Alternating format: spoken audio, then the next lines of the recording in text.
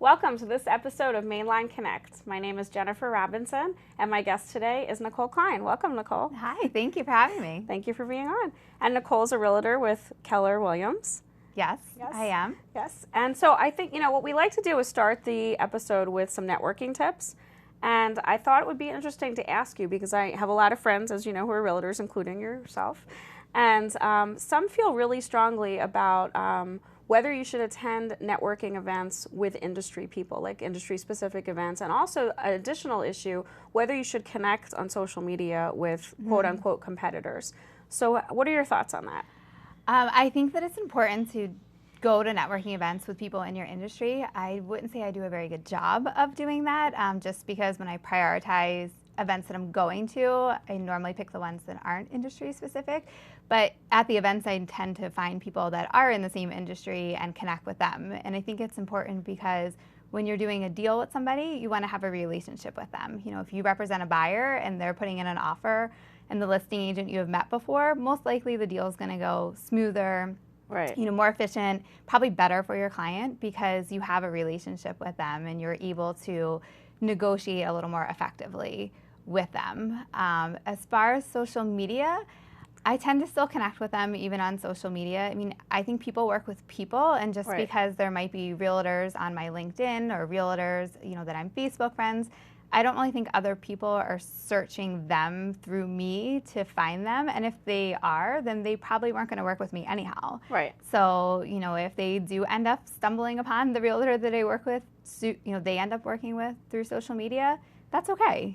Hopefully that it's a good relationship for them. Yeah, no, that's good. And I think your attitude about it is really positive. I think a lot of people get very caught up in competition and, I can't be friends with the competition. They can't see what I'm posting and things like that. And I think your attitude is a good one. Good, yeah. Thank you. Yeah. So as far as your career, I know that I know you personally. So I know that when you graduated, you were in retail for a long time with Nordstrom. Correct.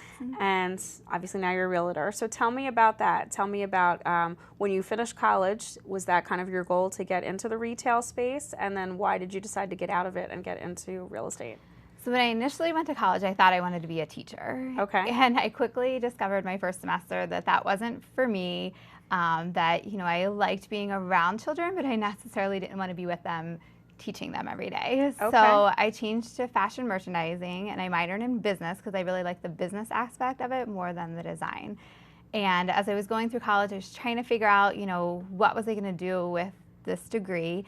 And I actually read the book, The Nordstrom Way, on spring break one year. I had a lot of fun in spring break, but I still read about Nordstrom and learned about the company. And I really liked the culture that they had and thought it would be a great place to go and just learn more about retail. Okay. So I went to Nordstrom just thinking it would kind of be a stepping stone in my retail career. Right. I wanted to open my own clothing store. Okay. I could brainstorm different names and try to think of what the boutique would be like, and I wanted to have a women's clothing store. So I thought at Nordstrom I could learn about merchandising, I could learn about management, I could learn how to take that next step. A little while into probably working at Nordstrom, I realized I did not want to own my own clothing store. That, there's so many risks involved financially, like how would I come up with the money to open the store? What if the store wasn't profitable? Because I saw how retail had some really strong months and then, had some months that were challenging. So that kind of changed and I decided to stay with Nordstrom and really just try to grow my business there. I managed the petites department for a long time. And I ended up managing the number 2 petites department in the company. So I had a lot of fun with the healthy competition of trying to, beat all the other departments and, learn. So, but I stayed with them for 7 years and never opened my boutique. Is that something you still would want to do at some point in your life? I thought about after I got married, maybe opening more of a wedding gown store and having more of a specialty store. Okay. But again, I just don't know if I want to give up my flexible schedule that I have now and take on that extra I feel stress that I don't feel so much right now and, be working nights and weekends again. Not that I don't do it now, but I don't work every night and every weekend. Yeah. Yeah, so. You have more control over your schedule. Yeah, exactly. Than owning a storefront. Yeah, never say never, but it's not happening right now. Okay, so then what brought you from your work at Nordstrom's to becoming a realtor? I was working at Nordstrom, and I was dating someone who's now my husband, and he suggested, I was renting in Manayunk, that I buy a house. You know, I had 2 other roommates, and he said, you know, why don't you buy a place, and then they can pay you rent, and then you could, you know, be paying it towards your mortgage. So I was 25, 26 at the time, and I thought he was crazy because I didn't think I was ready to actually own a house. Right. I talked to my parents one night over dinner about it when I saw them, and, you know, mentioned it to them, and they thought it was a great idea as well. So before I knew it, I was buying a place at 26 years old. And my experience with buying wasn't really a pleasant one. It was pretty competitive in the market at the time. And I didn't really feel like my realtor was my advocate. She represented the seller and myself, so she was a dual agent. And it wasn't really disclosed to me. I didn't know that agents could represent both parties. So I felt like I was always trying to have to fight for what I wanted with her instead of her trying to help, you know, me with negotiating. I can remember calling her and like having to take a deep breath before I called her to try to stand up for what I wanted in the transaction. At such a young age, too. Yeah, I had no idea what I was doing, no idea. So I bought the house, and, you know, it ended up being a really good property, and, you know, she really helped me because of that transaction. I decided, as I was working with Nordstrom at the time, I was a regional manager and traveling throughout the Northeast, that I was kind of getting burnt out driving from New Jersey to Connecticut, you know, hopping on planes and just always being on the New Jersey Turnpike, which isn't really a place that you want to be. So I kind of had an aha moment and just decided, you know, maybe I'll go and get my real estate license and change careers and demote myself at Nordstrom. And I stayed with Nordstrom and worked towards getting my real estate license so I could help people do what I felt that I wasn't, you know, the service I wasn't getting when I bought a house. Yeah, that makes sense. Yeah, I was thinking, you know, as I was going through preparing for the questions and everything last night, I was thinking at age 25 or 26, not only was I not in a financial position to purchase a home, but I wouldn't even dream of purchasing a home at that age. It's a very great decision that you made. But, you know, I think most people at that age would not have the thinking, you know, the forward thinking to do that. You know, you're just kind of like, oh, I have extra money. I'm going to go out with my friends. I'm going to, you know, pay down a loan or whatever. But, I mean, investing in property is really the way to go. Yeah. It was also a time where anyone could get a mortgage. So I don't know if technically, you know, I luckily was one of the people that didn't get into trouble, but, you know, I didn't really have savings and I didn't make a ton of money, but, you know, it was easy to get a loan at that time. Yeah. Well, it worked out. So that's the bottom line. We still own the property today, so it definitely worked out. That's great. So yeah, I was noticing, you know, obviously with the real estate and then with Nordstrom's, they both have a lot of similarities, isn't that? They're very much people-oriented jobs where you're, you know, it's all about your experience and customer service and things like that. And then they're both sales.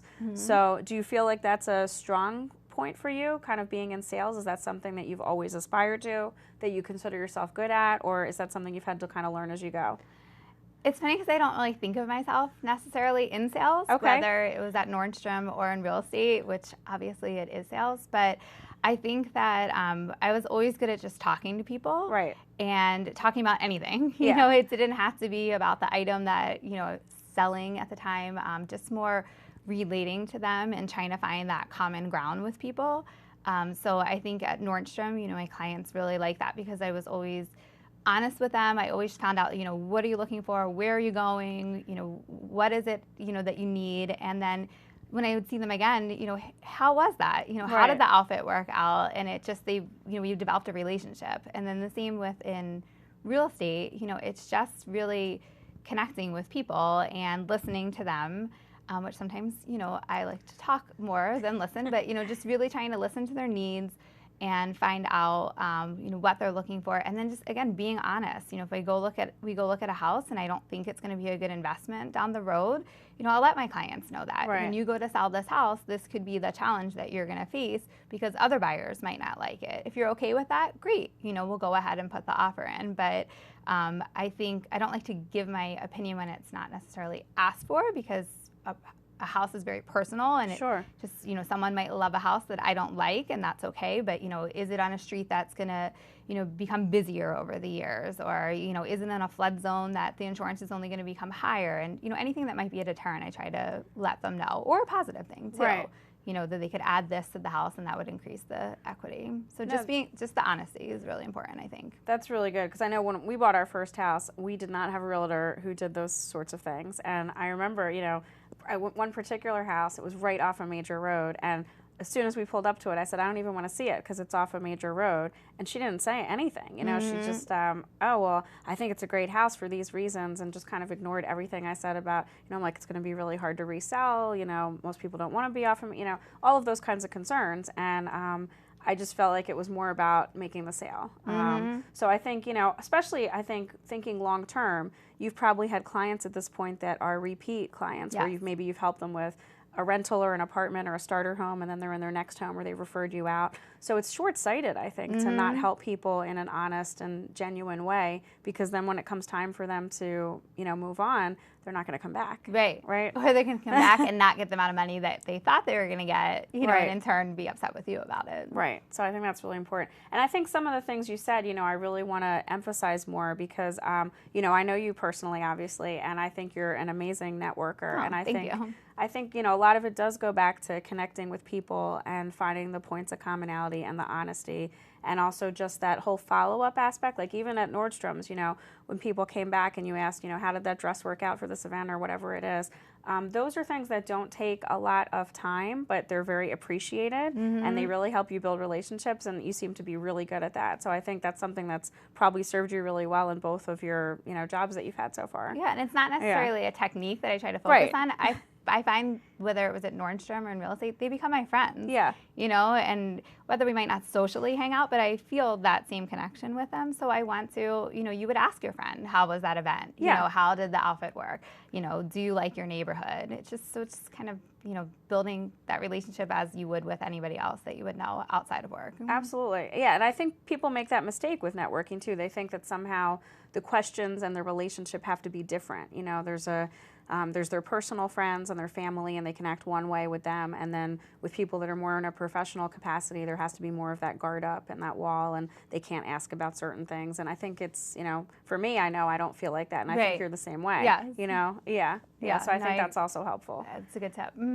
Yeah. So you may have answered this already, but what do you think sets you apart in your field? I mean, we talked about the honesty and the bonding and the relationship building. Right. Anything else? Or? I think a lot of it too has to, and you had mentioned it, but just staying positive. Yeah. Because, the market has ups and downs. There are times of the year that traditionally are really great in real estate, and there's times that are slower. And I think, that shouldn't matter to the outside world. If you're having a really great month, like obviously you're going to be excited, but the months that you're not, you still need to stay positive. And when you meet people, the first question that anybody asks is, how's the market? How's the market? Right. And they're not looking for rates are at this today, this amount of units sold in your neighborhood. They just want to know, like, what's the feel out there? And I think no matter how the market is, up or down, it's normally a pretty good time to buy real estate. Right. It might be better for sellers at certain points, and it might be better for buyers at other points. So staying positive about the industry that you're in. If it's not so great for buyers that time of the year and someone asks, I normally say it's great. It's a great time to sell, because that's how it would be. And just letting them know in a positive way the benefits of being in the real estate market at that point. So the kind of the glass is half full idea. Yeah, exactly. Yeah, because there's always, it's always good for one side or the other. Yeah. So, minds will point out who it's better for, and, try to find a good referral that way too. That makes sense. So what about flexibility? Like I know, you mentioned with your Nordstrom job, you were younger at that point and you were traveling a lot, and I guess it was before you got married, right? Correct. Mm-hmm. And now you're a mom. And is it important to you to have a job that has more of the flexibility like you have now, where you're not traveling as much and you can kind of work on your own schedule? Yeah, I don't think I realized that when I was leaving retail. That I was doing it more for the flexibility. It was more just because I didn't want to travel as much. Okay. But there's a lot of people probably that are in industries that you're an independent contractor, and you need to kind of establish a plan and say, I'm going to be in the office these days. I'm going to set this time for open houses. So I always tell my clients, because I do have 2 little ones that I pick up at school or I meet at the bus stop, that I'm available from 9 to 3:30, and then I'm available again after 5:30 to show houses until the end of the night. Because from 3:30 to 5:30, I'm with my kids. Right. And I've never had anybody, push back because I set that expectation really early on. A lot of people will say, oh, you work weekends, that must be hard. Well, in real estate, you work weekends. It might be 3 or 4 hours that you can work on a Saturday or a Sunday. In retail, you're working 8 to 9 hours. Right. So, I try to block times that I'll go to the Y with my kids and take them to their classes, and then I'll show houses, afterwards. Yep. And then maybe I'll have a date night with my husband. But it takes time, I think, to figure out that you need to have more structure. And it's good for everybody involved, clients and family. Yeah, I think it's great that you realized that early on. I think it wasn't. It was more like 8 years in, but 8 years in. Okay, yeah. It sounded like it was early on. No, it's more recent. Yeah, but I know, for me as a business owner, I think I'm just starting to, a few years in, I'm starting to understand that it is all about setting expectation and the boundaries. Because if you don't set them, they'll be set for you by your clients. And yes. People will always push back. Well, can't you just do this, or can't you just make it happen sooner, or can you just see me on a Sunday, or whatever it is. If you don't set the boundaries, it's just you're never gonna have time with your family. You're never going to have the balance. You're not going to have any flexibility, even as an entrepreneur, that you had hoped for by becoming an entrepreneur. Yeah. So, and like you said, it sets the expectation of the client, and then they can plan too. Yeah. If they know that if they're actively looking for houses and it's not going to happen between 3:30 and 5:30, if a property pops on, then they know that they're going to be at work or they're going to be making their appointments. So I think it's helpful for everybody. Right. So what advice would you give somebody who's just starting out in real estate now that you've been into it for a while? My advice would be to really tap into your sphere of influence. And if you're just starting, you might not really, think that you have a sphere of influence. Okay. But really reaching out to your friends, your family, your current coworkers if you work somewhere else, your past coworkers, and just letting them know that you started in the business, that you are now a realtor and that you can help them with any of their real estate needs. I was still working part-time at Nordstrom when I started, and in real estate they say that you should jump in full-time right away to be successful, but since it was 100% commission, I didn't feel comfortable just leaving, any type of, I wanted to have something that was bringing in a little bit of money because I had bought my house already.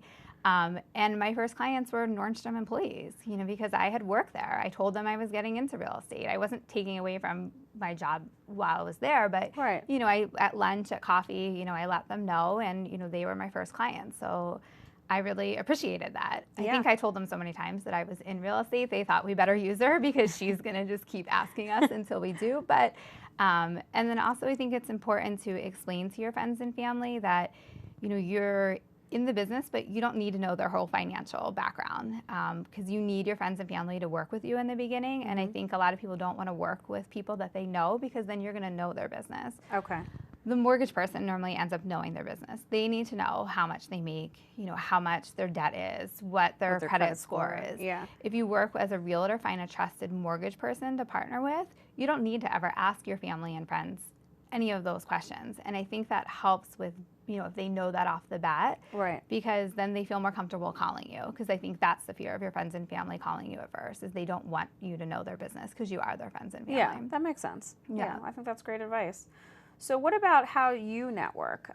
Where do you decide where to spend your time networking? Is that something that evolves, or do you have kind of set rules about that? I try to only go out of the house like 2 evenings a week so I can be with my family. Okay. So it just depends on if I'm really busy with showing homes or if I can focus more on networking. So I tend not to register for networking events until that week of, or maybe a couple days before, because I look at the calendar. Do I have a listing appointment? Do I have a showing? And if not, then I try to find something to do so I am out growing the business. I didn't really realize until probably 5 or 6 years into real estate that there was this whole networking world. I was, depending on my friends and family and my past clients. And then, as you know, I went to a Femfessional networking event, which is a group that Jennifer and I are both in, and was kind of surprised that all these people were out networking. And it really helped me grow my business to other people than people that I already knew, because that's all I was tapping into.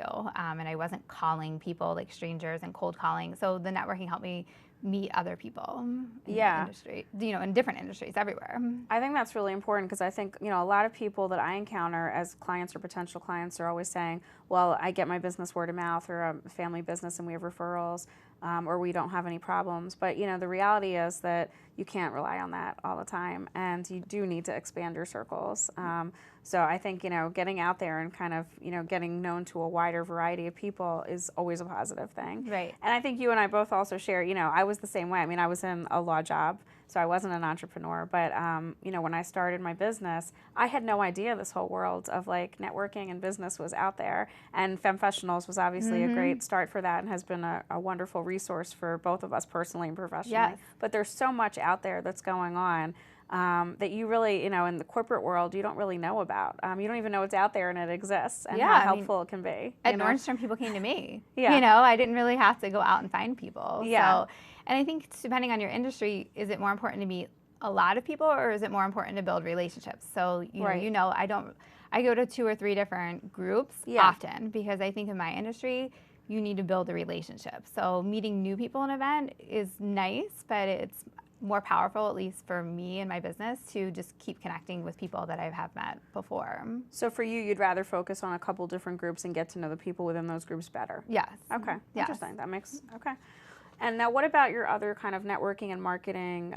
You know, like I know as business owners, you're asked often to, will you sponsor something? Will you donate? You know, will you put an ad in? Those sorts of things. How do you decide where to put your marketing dollars and what's going to help you advance your business? So with the exclusion, like, you know, not talking about like a nonprofit event, I don't really do much advertising, whether it's print. You know, I just haven't found a lot of return. A lot of agents will pay for ad space on websites.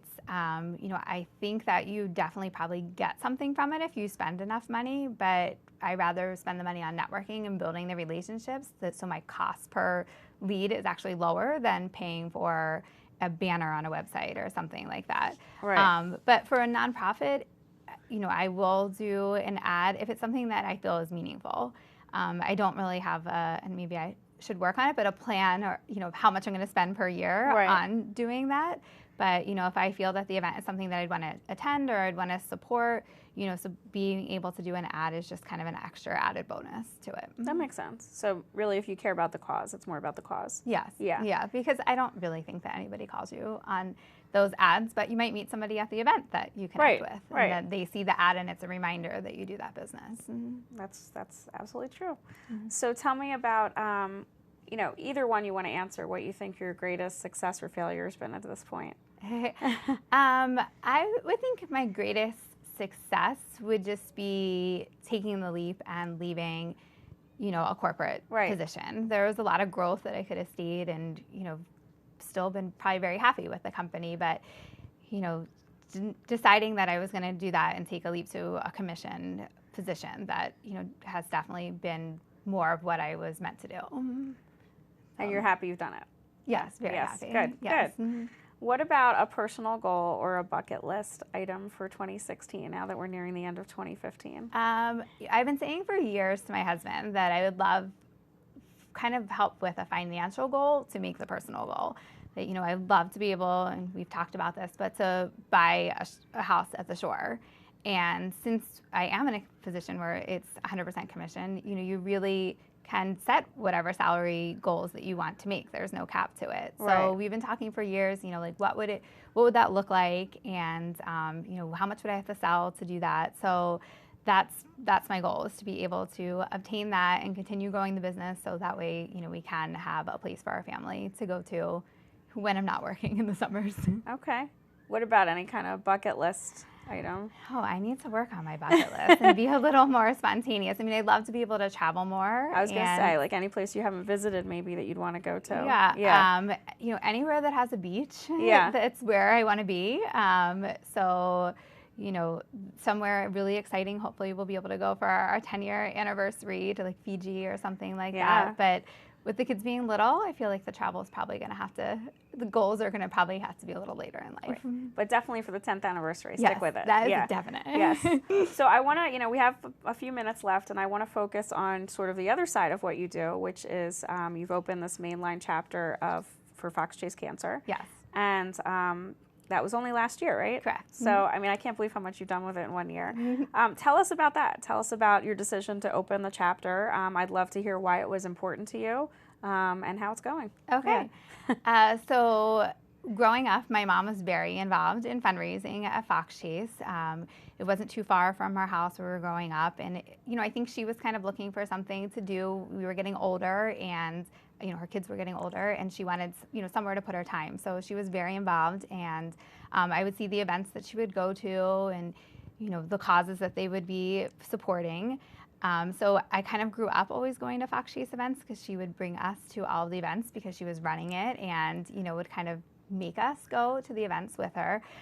In college, my dad was diagnosed with skin cancer. Okay. And he was actually treated at Fox Chase. So I saw, how his experience went. He would talk about his doctor and the relationship and the type of skin cancer that he had was something that they hadn't seen before, and they treated it and he's been, cancer-free pretty much since they treated it. So I saw the benefits of the social side of it and also the treatment. And then unfortunately, probably through those years, I saw a lot more people being treated at Fox Chase. Yeah. And at different networking events, people, share things that have been happening with them. And a couple people had shared with me that they had, whether it was their family or friends have been treated and they went to Fox Chase and it was a really great place to be. And I thought, well, I'm already going to a lot of these networking events. So why not start something that, is going to be a fun event to go to, but also can support a cause at the same time. Yeah. So there was one person in particular that, might not want her name named, but, really stood out to me about her experience that, her family was having at Fox Chase at a networking event. She shared it with me and I just really decided at that moment to stop thinking about it and to actually do it and start a chapter on the main line to support cancer research at Fox Chase. Mm-hmm. That's great. So, I know you have some things coming up. Do you want to share with our viewing audience what you have as far as events coming up? Yes, it'd be great. So, and I didn't mention it before, but our chapter really what we're focusing on is trying to have a lot of fun events that you go to. We sometimes say it's babysitter worthy. You don't have to have kids, but something that it's worth getting spruced up a little after work and coming out and having a good time. So that's kind of, the atmosphere that we want to create. But our next event is December 2nd at Southern Cross Kitchen in Conshohocken. It's going to be a really fun night. I'm attending. It's $20 a person and 100% of it is going right to cancer research. So no matter if you've had family that's been treated at other hospitals, you don't have to be a Fox Chase supporter. You just have to want there to be more research for cancer and for drugs and for treatment. So it's at Southern Cross Kitchen, like I said, 6:30 to 8:30. There's going to be a martini tasting, lots of food that's being donated by the restaurant and some live music. So we'd love to see, I know that you've already bought your ticket, but anybody out there that night. And a great networking opportunity as well. Yes, it definitely is. And it's great to bring your spouse too, and have them kind of engage and meet new people. Sure. So tell us about the gala. Yes. Yeah. So our big event every year is the Night for the Fight. We had our event last year and we raised $30,000. So Which it was is amazing. Our first event. Thank you. This year it's going to be March 5th at the Baldwin School. Okay. And it's a sit-down dinner, live band, silent auction, lots of really great food. The cost is a little higher, but our goal is to raise $60,000 this year. Okay. And the hopes to, down the next year to make it over $100,000 towards cancer research. So we're really just trying to grow the event and, have a lot of fun while we're doing it. And how can people sign up if they want to? So tickets will go on sale. You can go to our website. It's mainlinefccc.org. So it's Mainline Fox Chase Cancer Center abbreviated. Okay, so we got, it's December 2nd? December 2nd, December Southern 2nd. Cross Kitchen. Okay. And the ticket link will be on there hopefully very soon. And also March 5th at the Baldwin School. So there's 2 great times to come out and have a lot of fun and support a good cause. Wonderful. Well, thank you so much for being here, Nicole. And thank you. I encourage all of you to come out and check out the Fox Chase events because it's for a great cause and they're also wonderfully fun events with lots of fun people to hang out with. Yes. So come join us at one or both of the events coming up. Thank you so much for being here. Thank you. Until next time.